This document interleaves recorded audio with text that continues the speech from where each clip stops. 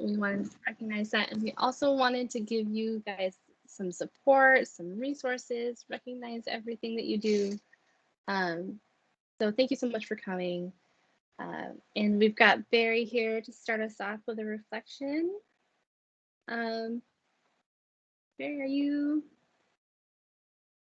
Yep, I There can you take us are. through that. Thank you so So much. thank you for yeah, the opportunity to share a bit of a reflection with you all today. And as I think about where we are in the trajectory of all of the challenging things that we're navigating together, just want to start off by saying thank you for being here, for being part of this ministry, and um, for giving yourselves to this work that comes from a deep place within you. Uh, it's not just work that anybody does just because it's a job to have. It's something that's comes out of a sense of calling and in a sense of wanting to serve, and sometimes that's challenging to sustain. So hopefully today this is an opportunity to have that fed today.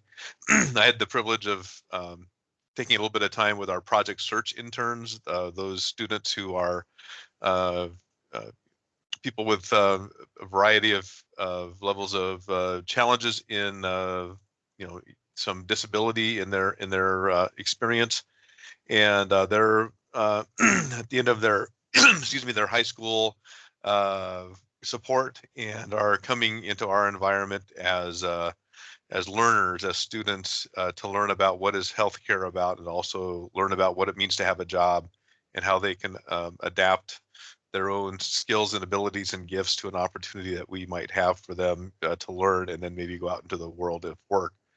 And in working to share with them what we're about as a ministry today, I always go back to the first line of our mission statement as expressions of God's healing love.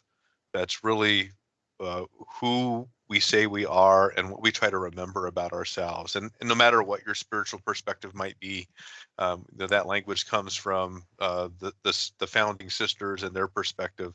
But as you might come from a different faith tradition, or a spirituality that isn't necessarily connected with a structured religion or faith tradition, to really remember that we're here as expressions of love. That means that when you're here, when you're part of this work, love shows up in a particular way that doesn't show up if you're not here. And that's so important for us to take hold of, to take ownership of, and to remember about ourselves and remember about each other. And what does it take to show up? I made a confession to the group earlier this morning that I have glossed over part of Emily Gamelin's story. And for those of you who haven't been refreshed on her story, the founding sister of the Sisters of Providence, who lived in Montreal, Canada, in the beginning of the 19th century, and went through some very challenging times in her life. As a child, she lost her mother at age 5, lost her father at age 14, lived with her older brother for a time, and then began her own, and during that time lost her sister, um, began her own family, was married, had 3 sons, and within 5 years her husband and 3 sons had died. And I've told that story over and over. When we were doing orientation in person, every 2 weeks I would tell that story, and I would say, and I would be curled up in a corner of the room in a fetal position, not functioning. And then I would say about how Emily found a place in that to own her own vulnerability and to use that as an opening to the vulnerability of others. But I glossed over a part that she actually got help with that grief that she was carrying.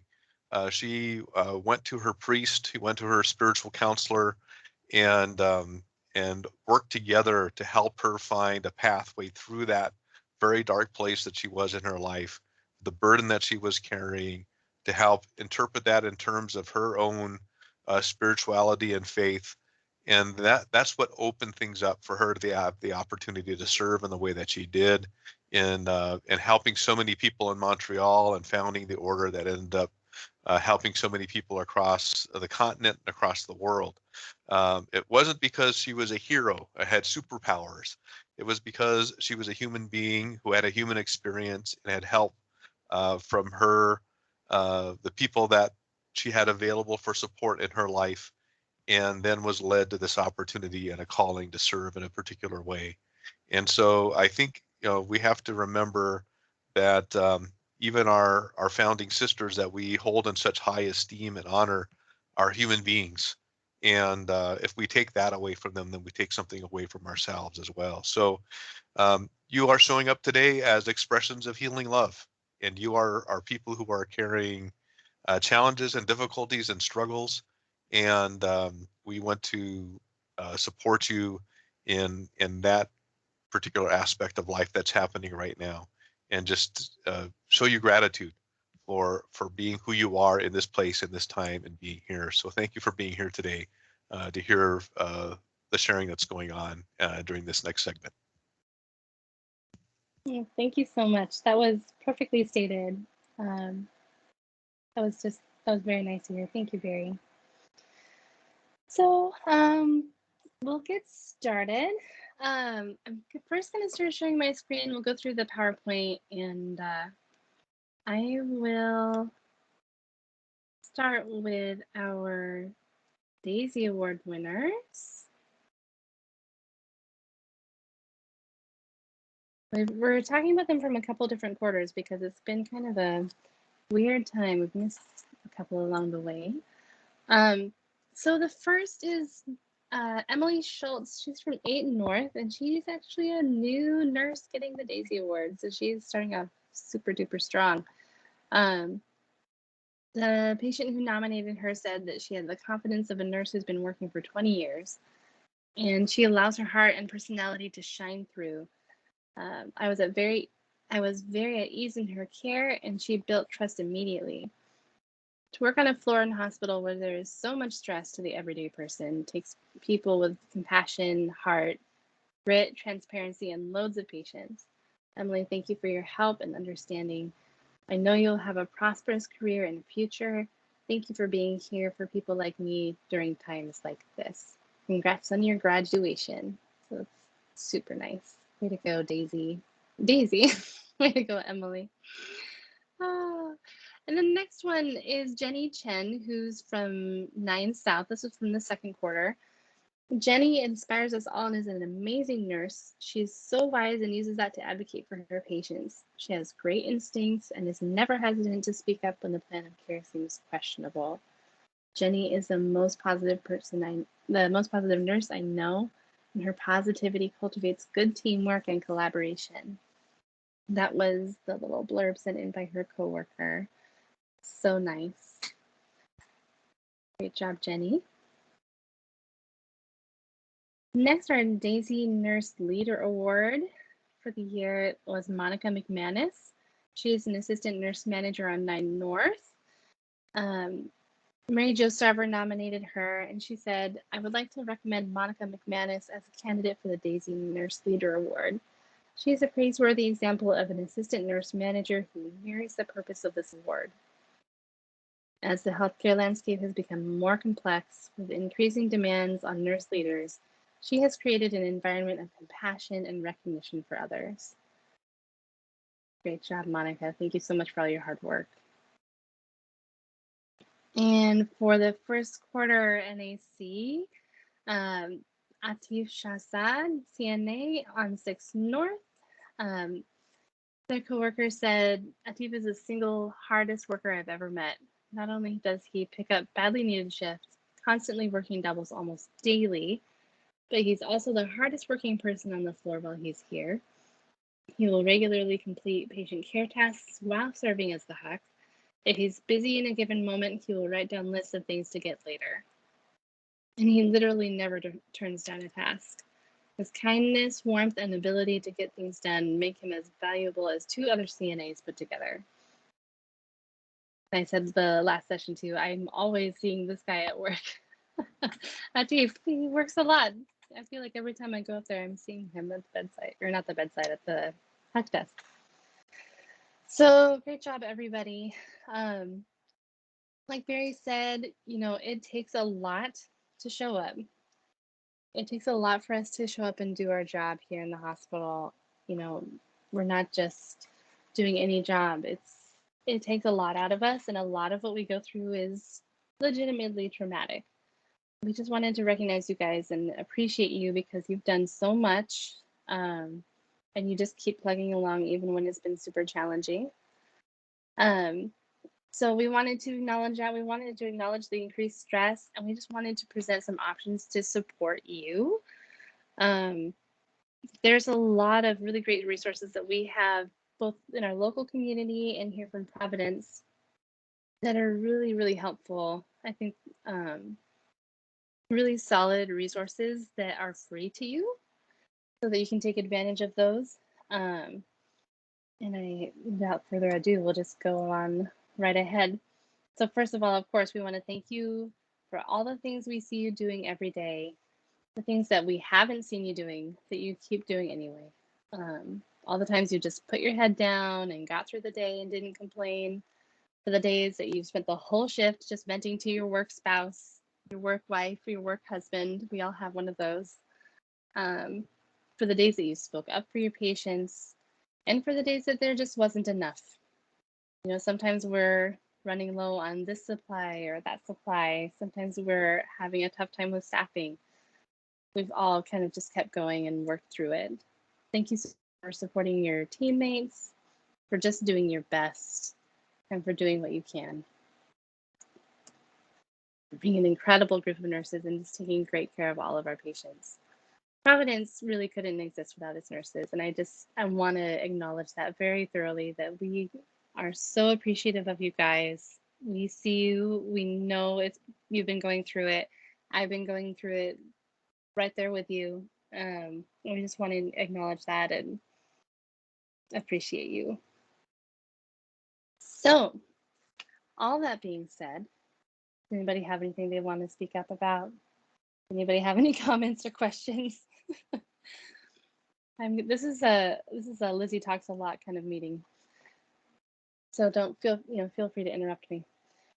So one big thing I want to stress and really encourage you guys to look at is the critical incident stress management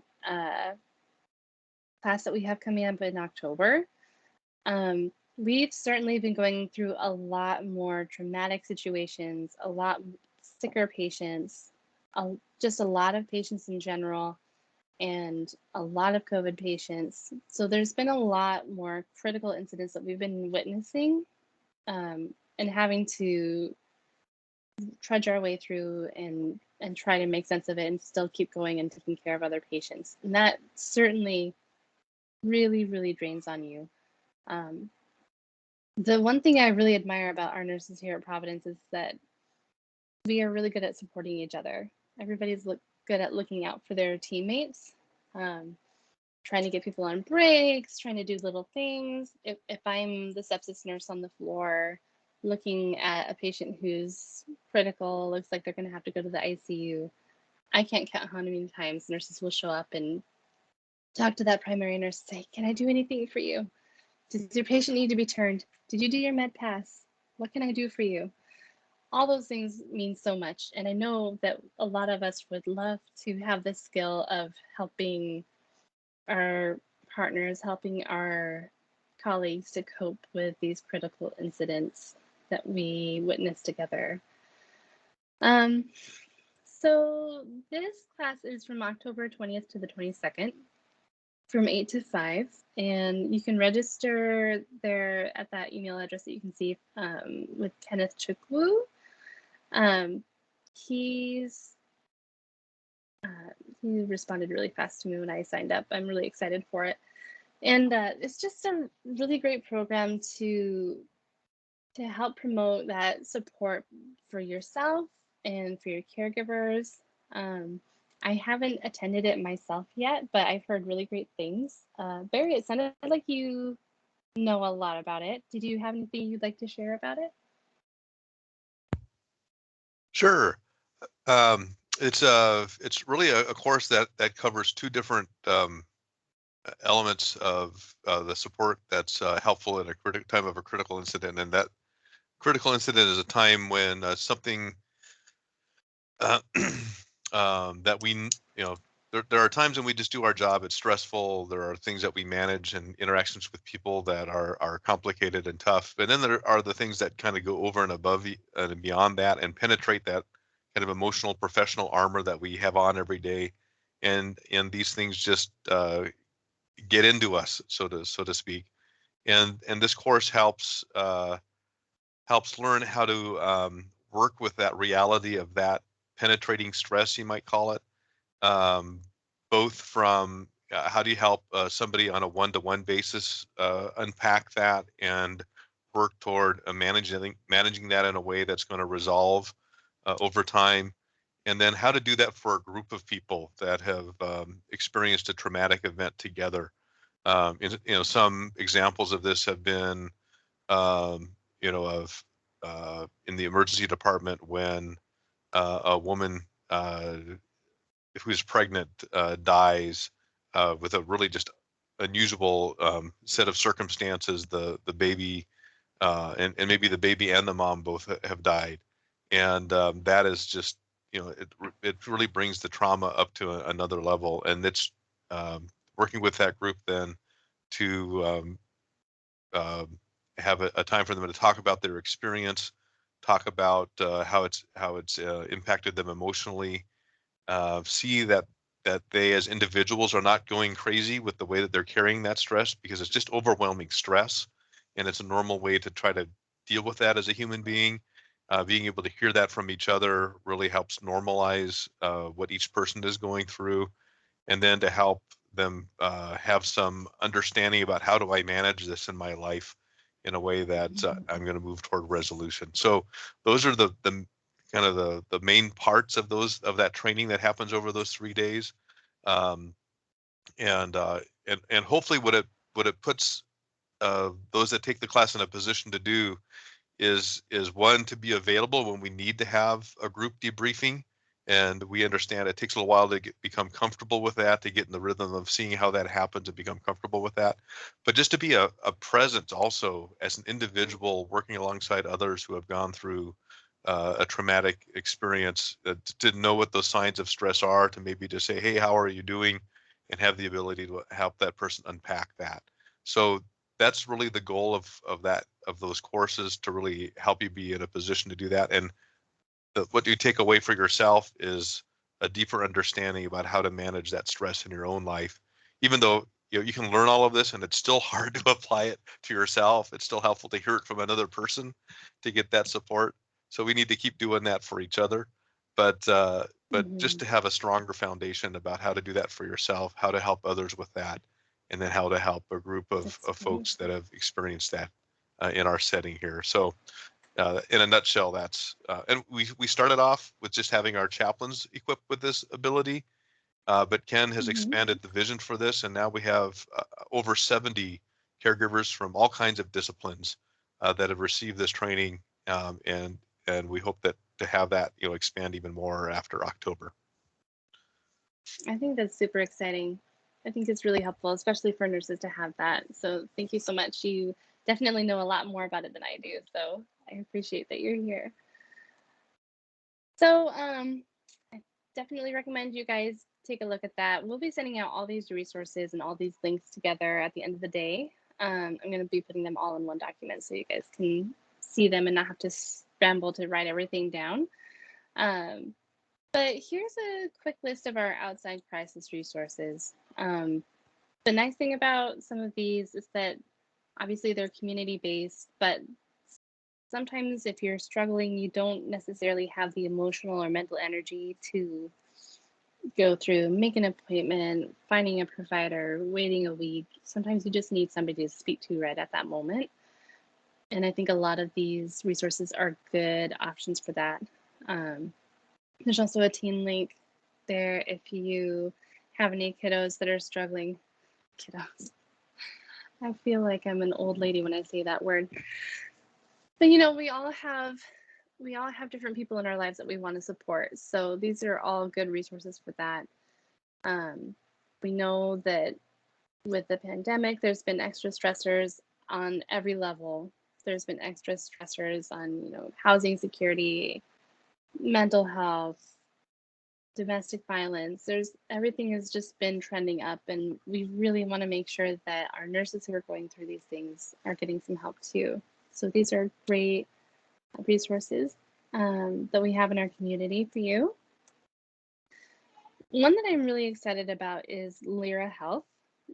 Providence is providing this benefit for you really at no cost to you and for your dependents as well. We all know, a lot of us know that finding mental health resources these days can be extremely challenging. Our area doesn't have a whole lot of providers. We don't have a whole lot of people that are available or taking new patients, and then you have to suss out your insurance and everything. But this is very straightforward. This is super, super easy. The links are just right here at the bottom.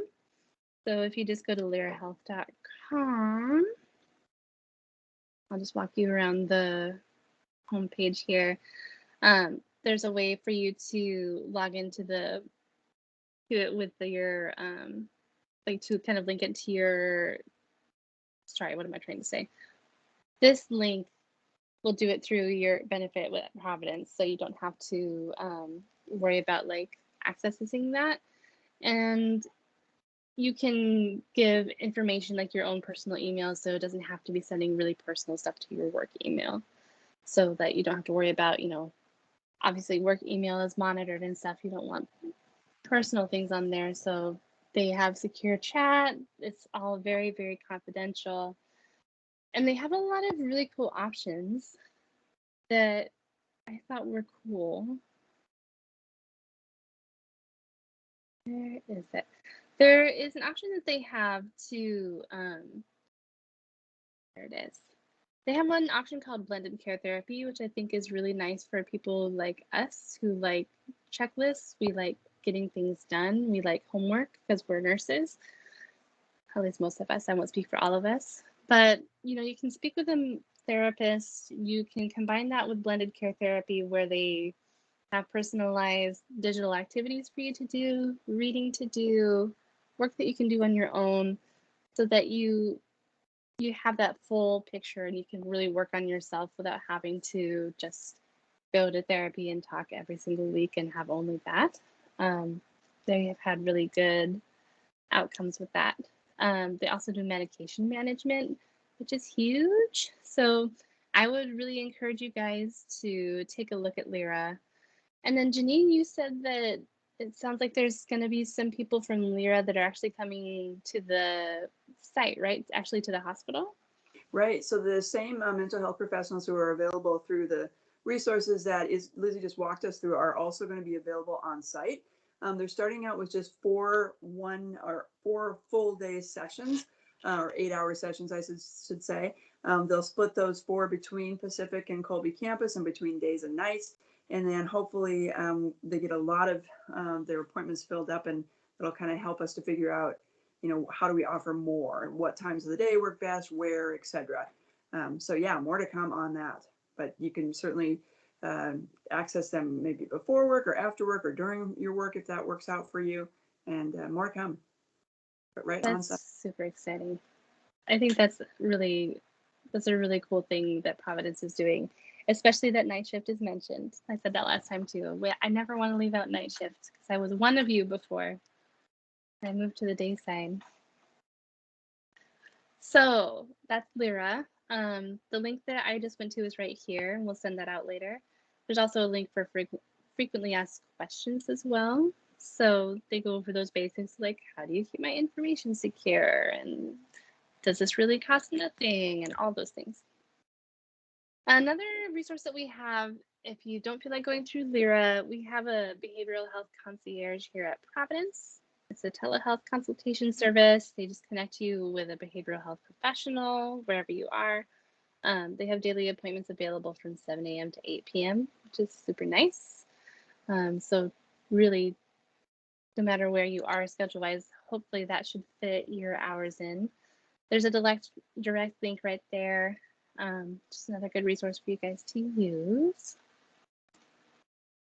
And then practical help, dealing with COVID, finding childcare, dealing with life things. We know that we are all going through a lot of extra things right now. You know, sometimes daycares aren't always open. Sometimes you have to find a backup. This is a link for finding help with all of that stuff. They have a lot of interesting options, you know, managing stress and burnout. So that's a good option there. Just the practical stuff. All right, and then finally, Rise is a really interesting option that we have too. It's a platform that Providence uses where you can learn a lot of things. We've been focusing mostly on promoting managing stress, managing burnout, trying to make it through this pandemic, keeping your sanity. But really, they have a lot of resources on like how to build your career, you know, how to. They have a lot of different options and things to look at there. So Rise is a cool platform to check out. Janine, did you want to say anything about Rise? Do you feel like I covered it? I think you covered it. Yeah, there's lots out there, and it changes a lot. So yeah, it gets updated frequently. Yeah, it's cool. Okay, so I completely forgot to ask you guys when we first came on. I didn't ask anybody to turn their cameras on. I'm not seeing anybody's faces except for mine and Janine's, and we see each other too often as it is. She's probably so sick of me. But if you would like to join us with your cameras, we would appreciate it. This last part, before we close, we wanted to give you all a chance to speak out, to share what you're going through.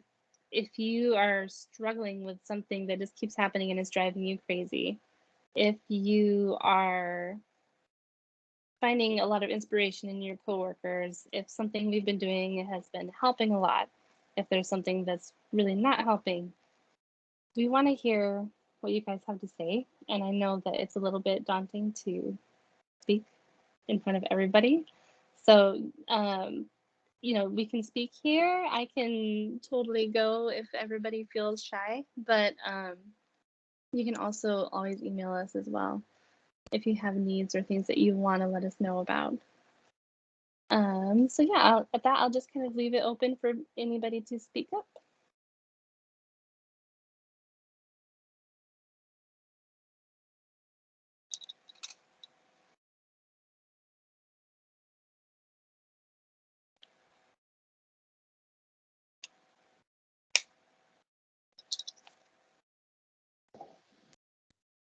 Liz, it's Janine. I'll jump in just as people are kind of maybe gathering their thoughts for a moment. Well, thank you. I just wanted to say that Lizzie and I talked a lot about whether should we still have Congress, should we cancel it, etc. And Lizzie really pushed that we needed to create a space for people to kind of share with us and with each other how things are going and how you're feeling about things, and to provide a lot of resources. So that is why we're here today, and I really want to thank Lizzie and Barry and Darcy for helping making this happen, and Lizzie and Barry for such great presentations thus far. So really want to encourage you to speak up if there's something you'd like to share with us, things that are going well, things that are not going well, and things you might want to have support on. And as you're kind of thinking about all of those things, I just want to say that I'm not going to say thank you. Thank you is just so inadequate for what I want to convey to you. And what I do want to convey to you is that I see you. I see you and I'm rounding. I see your work. I see you in the faces of our community who are being cared for by you. It's amazing to me that you all continue in your role as nurses, as caregivers, as the support of our community. When I think everyone in probably every job in the past 18 months has begun to think, do I really want to do this? Is this what I signed up for? And you all have continued to choose to be here. And that's a difficult decision because these are difficult jobs and such important work. So thank you for continuing to be here. And you know, you've been nurses, you've been parents on a razor thin edge of worrying, are my kids going to be able to go to school this week, or is things going to be closed? You've had difficult conversations with patients about their care and about their prognosis. You've had difficult conversations with one another in regards to things like vaccines and all of the other things COVID related. So I'd really encourage you to take advantage of all of the resources that Lizzie brought up today. And then I just wanted to share something. I read a daily devotional, and my daily devotional today was titled Shine. And it was very appropriate for me today. And I'll explain why in just a moment. So this is written in first person from the author, who says, I have met people who radiate energy with a joyful spirit that others find irresistible. Their shining inner light blesses everyone they meet. This inner light, divine joy and vitality, is also within me and is mine to share. I am an open vessel of divine light filled with strength that is powerful and energizing. I am aglow with wisdom and understanding that keep me moving in the direction of my highest growth. I feel confident and ambitious as I boldly shine my light. I am radiant. I am free. I am a light in a world, a brilliant example of the indwelling power of spirit. As I sparkle unabashedly with joy and love, through my example, I am inviting all others to shine. So there are days that I look and read these daily devotionals and think, okay, I will take on that challenge. There are days that I read that and think, I am not up for that. And I think it is difficult to be the joy and the light all of the time. Although I know every one of you has been the joy and the light every day at parts or all of the day. And truly, I want to thank you for that. I had the opportunity to round yesterday in just about all the units, both Pacific and Colby, with Sister Suzanne Hartung. She has been a Sisters of Providence since she was in her teens, and she's now well into her 70s. And she was just so excited to go out and meet nurses yesterday. Many nurses that we met with said, I have never met a sister before. And she was just thrilled with that and said, I've met lots of nurses and I love you all.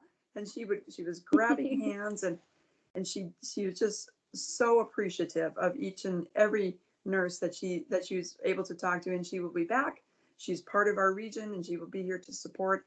And I looked at her and thought, she is emanating that joy and that light that we all need. So yesterday was her day to shine. Maybe today is yours. Maybe it's tomorrow. But please think of how you can best take care of yourself and take care of each other. And I'll open it up. That's so true. We've got a message in the chat. Kathleen says, I'm concerned about staffing. Currently, we are running so short. And with a new mandate, I worry it will be so much worse. Well, Kathleen, we hear you. Boy, do we. Yes. We hear you. Thank you for that concern. It is, well, I had been saying, half of my job, 75% of my job. It's now 120% of my job is working on staffing. We are pulling every lever we can, and we make some progress in some areas. We lose some ground in others, but really working to get all of the staff we can to support us during this time when people are kind of restless and moving all over and looking for different things. The vaccine mandate is certainly something that's coming forward, and we would encourage you to consider getting the vaccine if you haven't.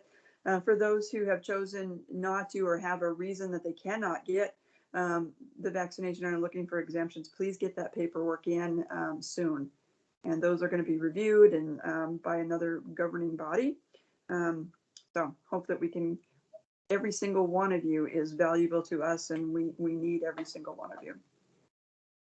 Yeah, I can echo that. I've been seeing our leadership working so hard on staffing. And it's true, it's been an issue at Providence, and I think it's probably fair to say it's been an issue at pretty much all hospitals in our state right now.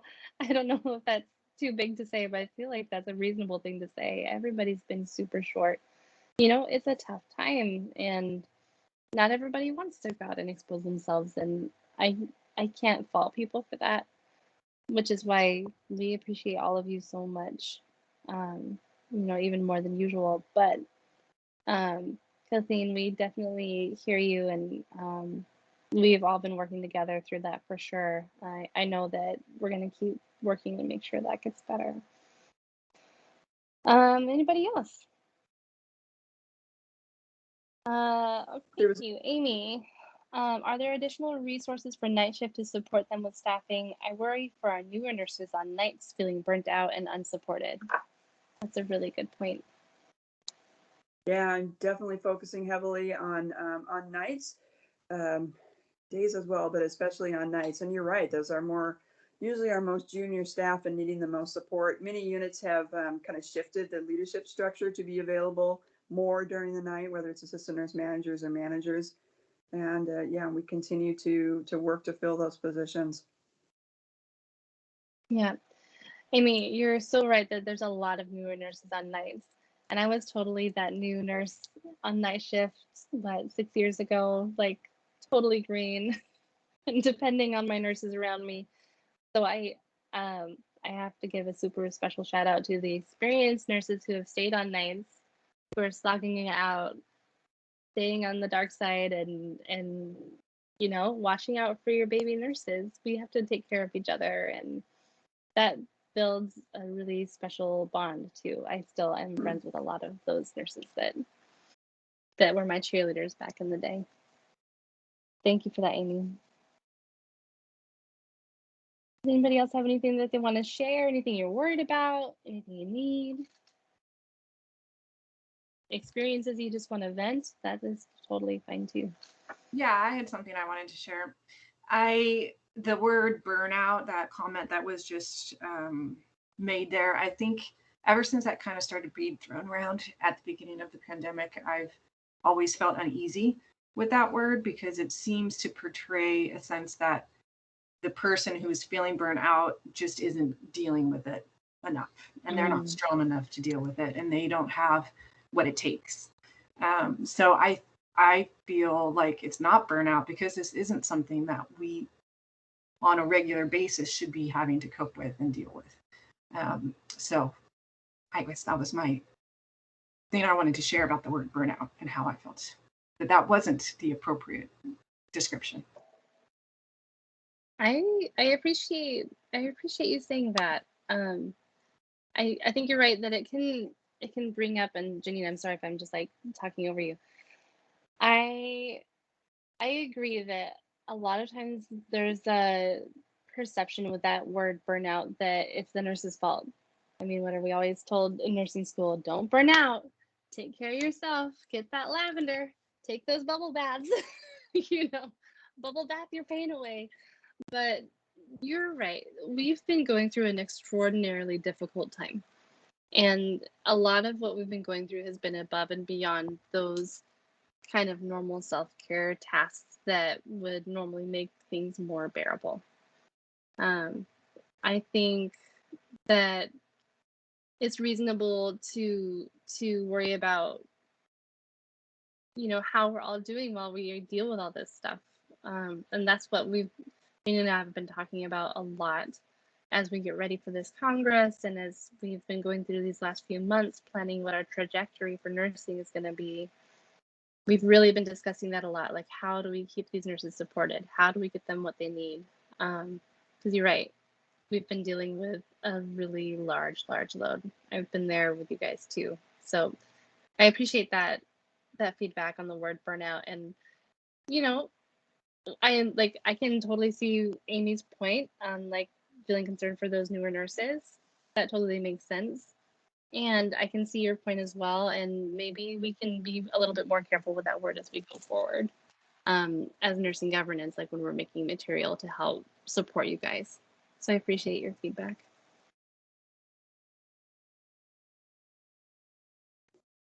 This is Danelle Ogard, and I have a question about the mandate.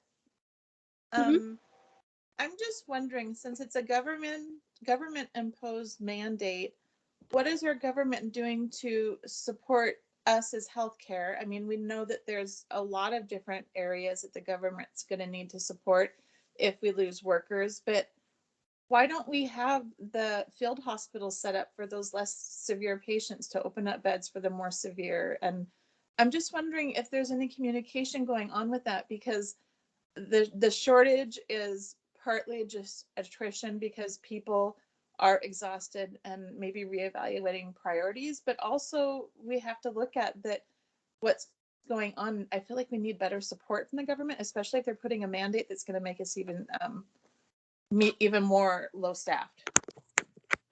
Great question. I don't know that we talk a lot about kind of the daily things that we're doing and what our connections are with our community and with the government. But on a daily basis, we are having calls with our Puget Sound region hospitals, looking at kind of where are they at as far as capacity, where they are for staffing. Do we need to be transferring patients? And then others are having daily and weekly calls across the state. And then all of those are connected through our government liaison, our Providence government liaison to the governor's office with all hospitals in the state, really saying where we're at, what our capacity is, what we're doing for staffing. We are, like I said, in constant communication. And, you know, I think we are not we haven't met the metrics that Idaho and Hawaii has met necessarily for the crisis standards of care. At times, I feel like we have been pretty close to that. So I think the government is going to be hand in hand with us in this. So that's kind of where we're at now. And maybe Barry, if you've got something to add to that, I'd appreciate you jumping in. Sure, and I think you've captured it pretty well. We have our regional ethicist also involved in the conversations that's happening at the Puget Sound regional level or the Washington state level about how we manage when we're, if we do reach that crisis standard of care place that we definitely don't want to get to. But there are pushes in the Providence advocacy around, how do we manage this limited resources we have, and a lot of it staffing. How do we seek the government's support for opening up better support for where patients need to go from here? We have about 100 patients in the hospital that are clinically able to leave, but just don't have a place to receive care. And there are limitations on our nursing facilities out in the community that we're advocating for the government to help with that, the way that they manage those pieces as well. So it's the care coming in, and it's also the care after folks that are here that would free up. If we could free up, even 50 of those 100 beds, it'd make a huge difference here. So it's very much done, not necessarily in plain sight of everything else, that all the other conversations that are happening, but it is a very regular rhythm of conversation, and there's a lot of fronts that we're exploring with the government about where we might get help and relief. And there have been some inroads that have been made with our government in regards to placement of patients in long-term care facilities, in regards to kind of the financial piece that helps those facilities stay afloat, and has really helped us to ease the transition of some of our long length of stay patients without all of the barriers that had been there before. So a little bit of relief. We've got a long way to go. Darren Reddick is having a lot of conversations with local governments in regards to all of that long-term care and long length of stay patient placement as well. Okay. I thought we were in a worse crisis now than we were before, and they had opened up, they erected a hospital over in Mill Creek, and they erected one in Everett at the arena. And just wondering, if we're worse now, why aren't we seeing those same things again? Yeah, that's what I'm wondering. It's a different worse. I'm not going to argue. I believe it's worse as well. But it's a different worse. So what was stood up before, like at the arena, was a quarantine and isolation center.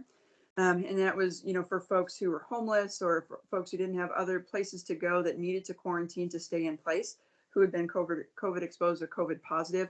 I did have a conversation with Dr. Chris Bitters from the Health District last week in regards to that. They have a very small Q&I center that's going right now. If we have patients who would benefit from that, they can help us to transition there. But so a little bit different. To me, what is worse is really the volume is high, and we have regular patients and staffing. So all of those together have made it, it is definitely more difficult. It's a little bit better this week than last week. I think that people are hoping we're kind of at the top of the peak, and I think that's a big hope. I don't know that we know that. Predictions are that we will see this start to go down, but we don't know when. So we're hanging on. And would a MASH unit be helpful? I'm not sure. You know, that certainly is we have other options of kind of expanding even a little bit further. There are National Guard that has been brought in, like in California, about a month ago. National Guard nurses came in and were helping in the hospitals that were very much overrun. It certainly has happened in the South as well. So I hope that we're not at that stage or won't ever get to that stage, but there are those level of triggers that have not yet been pulled. But the governor would know to pull those triggers by the input that all of the hospitals are giving. Thank you so much. That makes me feel reassured. I didn't even know that the National Guard was called in at some of those other states. So thank you for sharing that. Oh, absolutely. And thank you for prompting me. Yeah, sometimes I'm so involved or in to some things I forget to share some of the details. So thanks for asking that. Thank you. I really appreciate you guys all speaking up and sharing. We're getting up to our time, but I just wanted to give anybody else who wanted to speak up a chance to say anything if they wanted to ask any questions.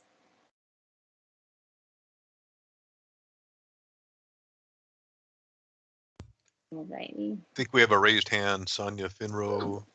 I missed this hand. Go ahead, Tanya. Sonia. Sorry, I'm just messing. I think Sonia. she was tired of holding it up. She had it up earlier.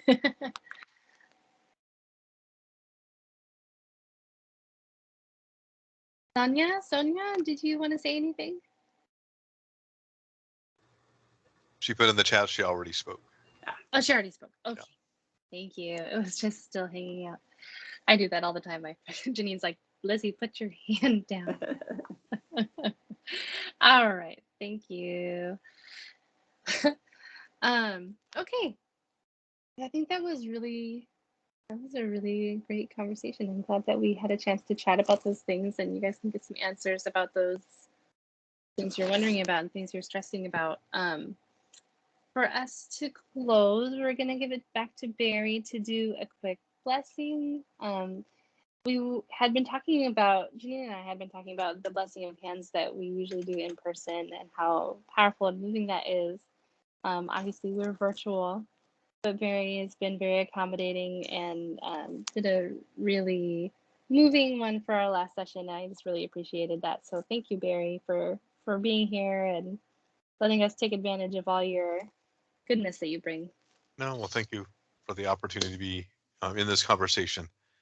And, you know, what we have frequently done at these nursing congresses and have heard feedback that it's been meaningful is doing a hand blessing, a way of, in kind of that ritual way, acknowledging the importance that you carry as somebody who is present here and somebody who brings their gifts to the work of providing care for patients and families and support for each other.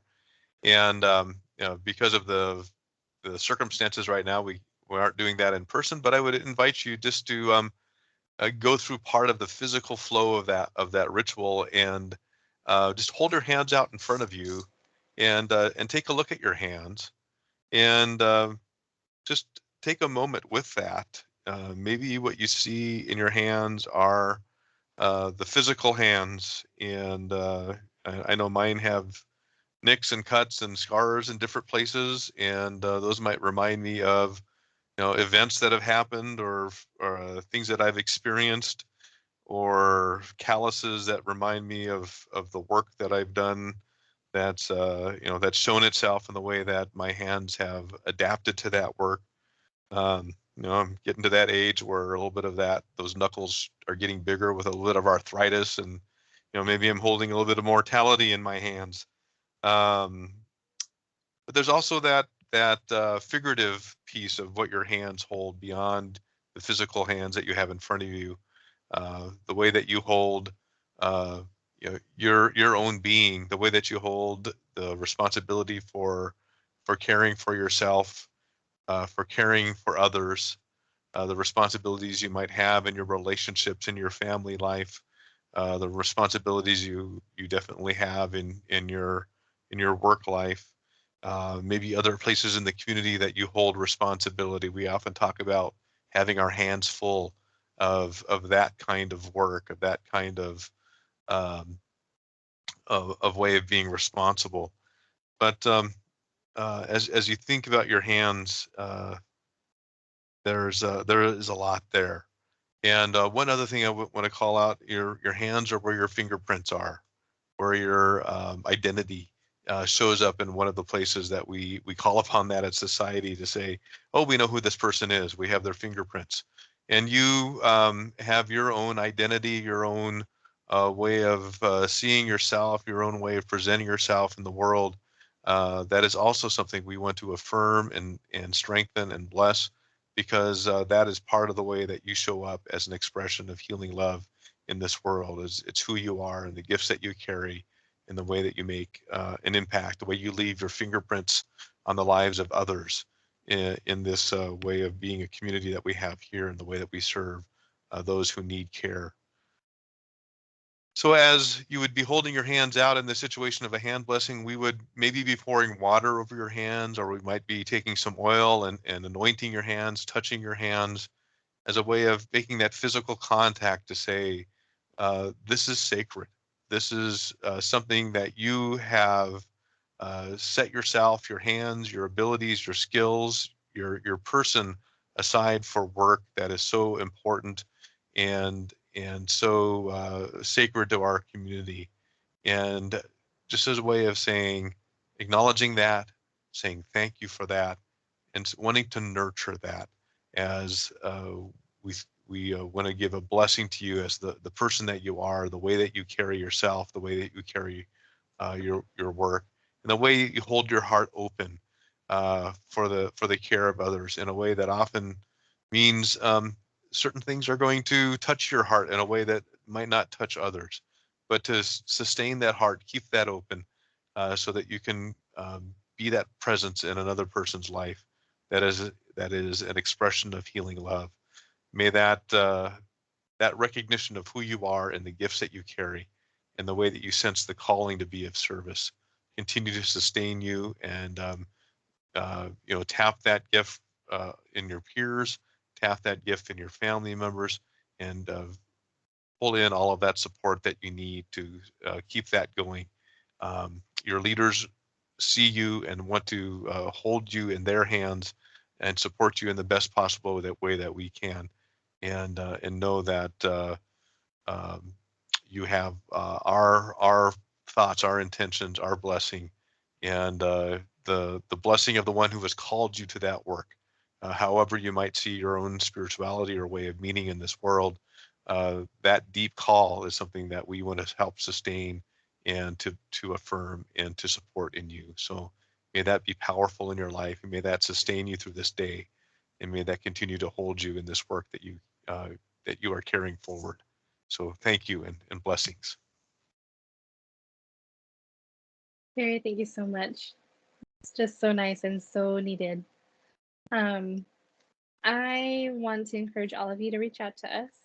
If you didn't feel comfortable speaking up here, you can always email me. You can email Janine. Again, we'll be sending out a document with all these resources on it to all of nursing to make sure that everybody's got the links that they need, all the stuff that we talked about today. Very quickly, I saw Sonia ask before, is Lyra only available to benefited employees? And the response that I saw is that Lyra is available to all caregivers and their families. So just wanted to clarify that. Again, thank you all. Thank you all so much for everything you do and for keeping on coming back and struggling through with us. I'm there with you. I'll see you on the floors, and just wish you all the best. All right. Thank you, everybody. Thank Thanks, you. everybody.